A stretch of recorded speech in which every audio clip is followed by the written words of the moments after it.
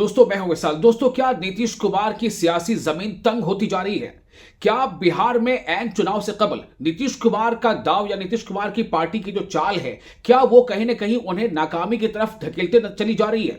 ये सवाल काफी अहम हो गए, क्योंकि जिस तरह से नीतीश कुमार की पार्टी से मुसलमानों को एक उम्मीद थी कि शायद नीतीश कुमार की पार्टी जो है वो वक्फ बिल वाले मामले पर इसका समर्थन नहीं करेगी, बल्कि जो मुसलमानों की जो खदशात हैं, उनकी जो रिजर्वेशंस हैं, मुसलमानों की जो आशंकाएं हैं, चिंताएं हैं, उसके साथ खड़ी होगी। लेकिन पार्लियामेंट में ऐसा हुआ नहीं। पार्लियामेंट में लोकसभा और राज्यसभा ये बिल जो है दोनों जगह पास हो गया और जदयू ने, उनके नेता लालन सिंह ने जो कुछ कहा है, और जेडीयू ने सीधे तौर पर इस बिल का समर्थन किया जो मुसलमान नहीं चाहते थे।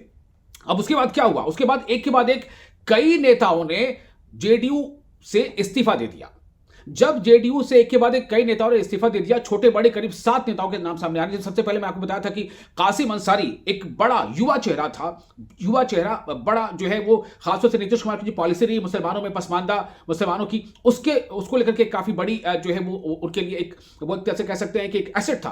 कासिम अंसारी ने सबसे पहले यह ऐलान किया कि मैं इस पार्टी से इस्तीफा देता हूं। कारण क्या बताया कि चूंकि जो हमारा विश्वास था, मुसलमानों को विश्वास था आपकी पार्टी पर, आप धर्मनिरपेक्षता के जो मूल्य है उसका पालन करेंगे, आपने ऐसा नहीं किया, इसलिए हम इस्तीफा देते हैं। लगभग उसके बाद झड़ी सी लग गई, छोटे बड़े 7 से ज्यादा नेताओं ने इस्तीफा दे दिया। लेकिन सबसे बड़ी बात क्या है, आज जो कुछ हुआ, आज क्या हुआ है आपको बता दें कि इस डैमेज को कंट्रोल करने के लिए जेडीयू के उन नेताओं ने, जो अभी पार्टी जिन्होंने नहीं छोड़ी थी, जो जेडीयू में बने हुए थे, उन नेताओं का एक प्रेस कॉन्फ्रेंस था। जेडीयू के उन नेताओं का, नहीं बड़े, चाहे उसमें जो प्रदेश अध्यक्ष हो अल्पसंख्यक मोर्चा के, चाहे वो एमएलसी हो, गुलाम गौस साहब या अंजुम आरा हो, कई ऐसे नेताओं का एक प्रेस कॉन्फ्रेंस थी। उस प्रेस कॉन्फ्रेंस में हुआ क्या? उस प्रेस कॉन्फ्रेंस में भी कहीं ना कहीं जेडीयू अपने इस डैमेज को कंट्रोल करने में नाकाम हो गई। तो आपको बताते हैं कि इस प्रेस कॉन्फ्रेंस में कौन कौन था, क्योंकि ये वो तमाम लोग थे जिन्होंने अभी जेडीयू से किनारा कशी इख्तियार नहीं की, जिन्होंने जेडीयू को कोई इस्तीफा नहीं दिया।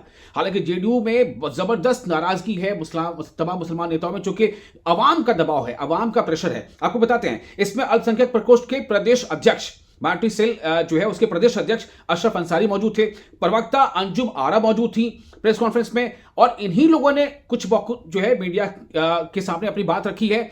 और इसमें खास तौर से इन्होंने क्या किया, इन्होंने ये समझाने की कोशिश की कि किस तरह से नीतीश कुमार मुसलमानों के जो है वो हित धारक रहे हैं, मुसलमानों के हित की चीजों का वो सुरक्षा कवच जो बने रहे, मुसलमानों के उन्होंने कितने बड़े बड़े काम किए हैं, ये बताते रह गए। मीडिया के सवाल का जवाब नहीं दिया गया। लेकिन अंजुम आरा और जो अशफाक अंसारी हैं, इनके अलावा और कौन कौन से थे, जरा नाम सुनिएगा ध्यान से। इनके अलावा वहां मौजूद थे काफी लोग, लेकिन इन लोगों को वहां बोलने का मौका नहीं दिया। या तो इन्हें बोलने से मना किया गया, या फिर शायद उन्होंने बोलना मुनासिब नहीं समझा। अब आप सोचिए कि ऐसे मौके पर क्या कोई बोलना मुनासिब नहीं समझेगा? क्या कोई जेडीयू का नेता नहीं चाहेगा कि ऐसे मौके पर वो कुछ बयान अपनी बात रखे, या तो नाराजगी में या खुलकर नीतीश के समर्थन में? लेकिन इन्होंने बोला नहीं। इनमें कौन कौन से आपको बताते हैं। इनमें शामिल थे पूर्व सांसद अहमद अशफाक करीम, साथ ही शिया वक्फ बोर्ड के अध्यक्ष अफजल अब्बास, इसके अलावा एमएलसी गुलाम गौस, काफी लंबे समय से जुड़े हुए हैं जेडीयू से। एमएलसी गुलाम गौस हालांकि पहले दूसरी पार्टी में भी थे, लेकिन एमएलसी गुलाम गौस ये भी मौजूद थे। खालिद अनवर ये भी मौजूद थे।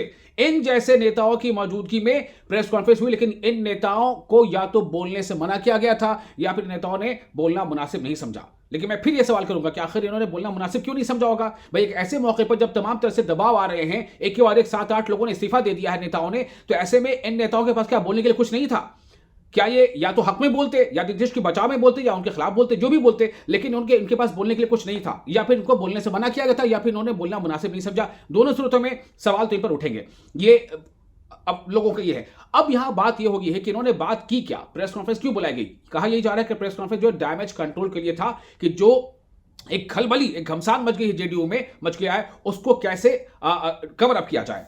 और इसमें कोई शक नहीं है कि नीतीश कुमार पर एक भरोसा अवाम का, खासतौर से जो अल्पसंख्यक समाज, उसका काफी भरोसा रहा है, और अल्पसंख्यकों के लिए उन्होंने बहुत सारे ऐसे काम भी किए हैं। लेकिन इस बार जो है कहीं ना कहीं इसमें थोड़ी लगता है कि अवाम जो है वो नीतीश कुमार की पार्टी के रवैये से वो पूरी तरह से मुतमईन नहीं है।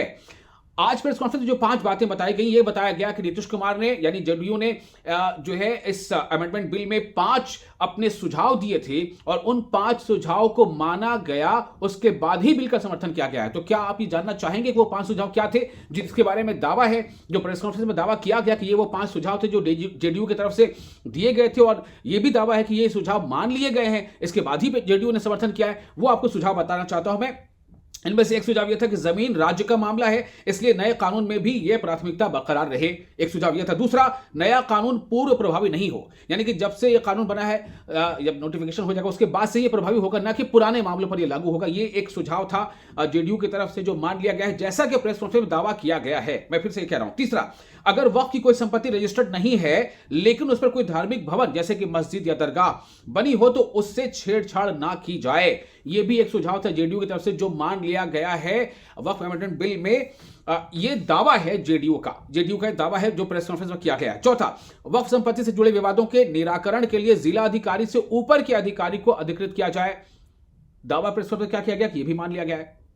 पांचवां, वक्फ बोर्ड की संपत्ति के डिजिटलाइजेशन के लिए 6 महीने की समय सीमा बढ़ाई जाए। तो जेडीयू ने प्रेस कॉन्फ्रेंस में आज ये दावा किया, जेडीयू के नेताओं ने, जो अंजुम आरा थी या फिर दूसरे नेता थे अशफाक अंसारी, उन्होंने दावा किया कि ये प्रस्ताव जो है ये सुझाव थे जिन्हें मान लिया गया। ये दावा है इनका। अब सवाल ये पैदा होता है कि बाकी जो नेता थे वहां मौजूद, उन्हें बोलने क्यों नहीं दिया गया? खालिद अनवर बड़ा चेहरा है, क्यों नहीं बोलने दिया गया? गुलाम गौस एमएलसी, वो क्यों नहीं बोलने दिया? ये उनको बोलने दिया नहीं गया, बोलने से मना किया गया था, या फिर वो उन्होंने बोलना मुनासिब नहीं समझा? अगर बोलना मुनासिब नहीं समझा तो प्रेस कॉन्फ्रेंस में आपके आने की जरूरत क्या थी? आप प्रेस कॉन्फ्रेंस में क्या सिर्फ चेहरा दिखाने आए थे? ये सवाल पूछ रहे हैं लोग, बहुत सारे लोग हैं जो सवाल पूछ रहे हैं।